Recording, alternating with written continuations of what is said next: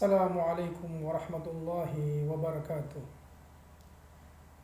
Lebaran Idul Adha 1442 Hijriah kali ini dirayakan oleh kaum muslimin di Indonesia di tengah suasana pandemi COVID-19.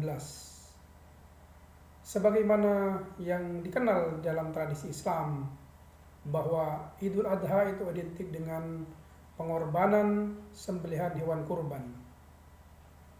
Di masa pandemi COVID-19 seperti yang kita alami saat ini, umat Islam di Indonesia sepertinya tidak hanya dituntut dan diharuskan untuk mengorbankan hewan kurban, tapi juga dituntut untuk mengorbankan berbagai keinginan-keinginannya untuk misalnya bepergian keluar rumah, bepergian ke tempat wisata, bepergian ke tempat-tempat yang disukai, keinginan untuk berkumpul bersama orang-orang yang disenangi, kolega, sahabat, keluarga, dan lain-lain.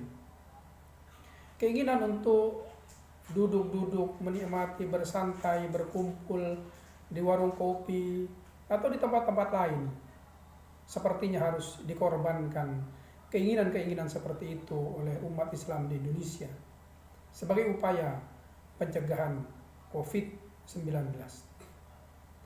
Kaum muslimin di Indonesia juga perlu mengorbankan ego untuk tidak mau diatur, ego untuk semaunya sendiri, ego untuk tidak menggunakan masker, karena masker merupakan salah satu pencegahan dari penularan virus COVID-19.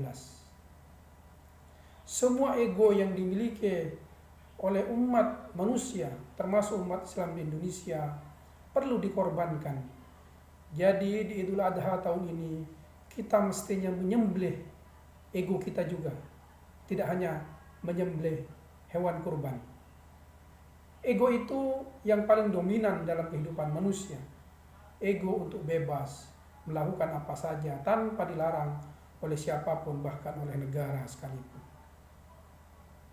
Orang-orang kaya yang memiliki banyak uang, memiliki perusahaan, juga perlu mengorbankan sebagian keuntungannya untuk membantu orang-orang yang kesusahan menghadapi pandemi COVID-19. Pengorbanan yang lain yang dilakukan oleh orang-orang kaya adalah dengan tidak mengambil keuntungan atau manfaat sebesar-besarnya dari situasi pandemi COVID-19 yang terjadi.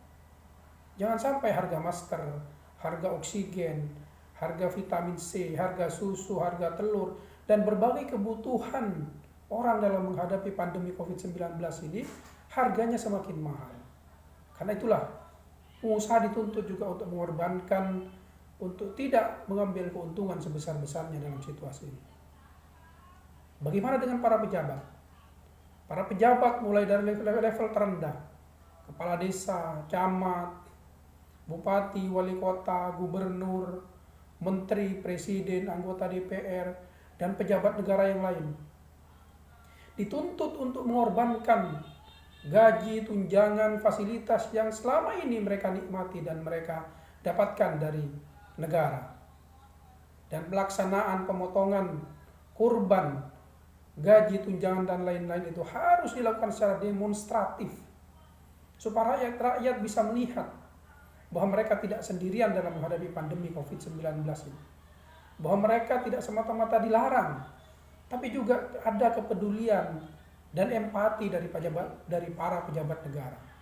Sehingga mungkin rakyat, masyarakat kecil yang selama ini tertekan hidupnya dengan berbagai larangan yang dilakukan oleh pemerintah, merasakan ada solidaritas bersama yang dilakukan oleh para pejabat dengan memberikan sebagian atau separuh dari tunjangan, gaji, fasilitas yang dimiliki oleh mereka untuk dikembalikan kepada rakyat.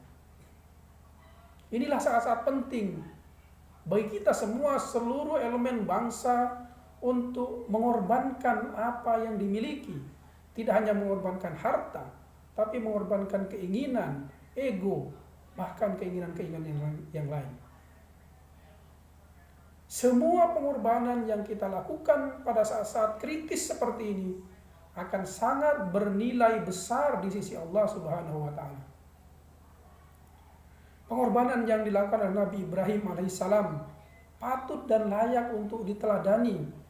Pengorbanan yang dilakukan bersama keluarganya, mengorbankan cintanya, mengorbankan keinginannya untuk bersama dengan anak, dengan rela menerima perintah Allah untuk menyembelih anaknya Ismail.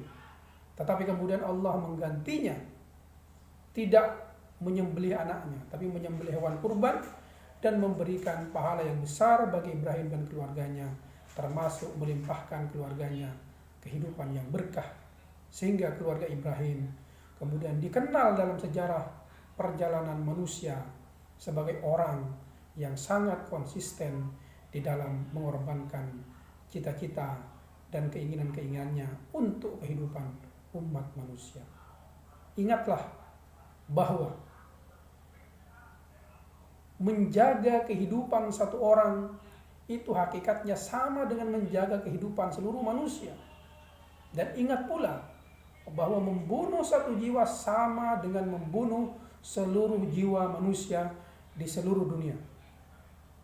Allah Subhanahu wa taala menegaskan itu di dalam Al-Qur'an surah Al-Maidah ayat 32. Wa man qatala nafsa faqatala an-nasa jami'a wa man ahyaha faqannama ahyan nasa jami'a. Mudah-mudahan kita akan diberi kekuatan terus oleh Allah Subhanahu wa taala dengan pengorbanan kita untuk tetap bertahan di tengah situasi pandemi Covid-19 ini. Wassalamualaikum warahmatullahi wabarakatuh.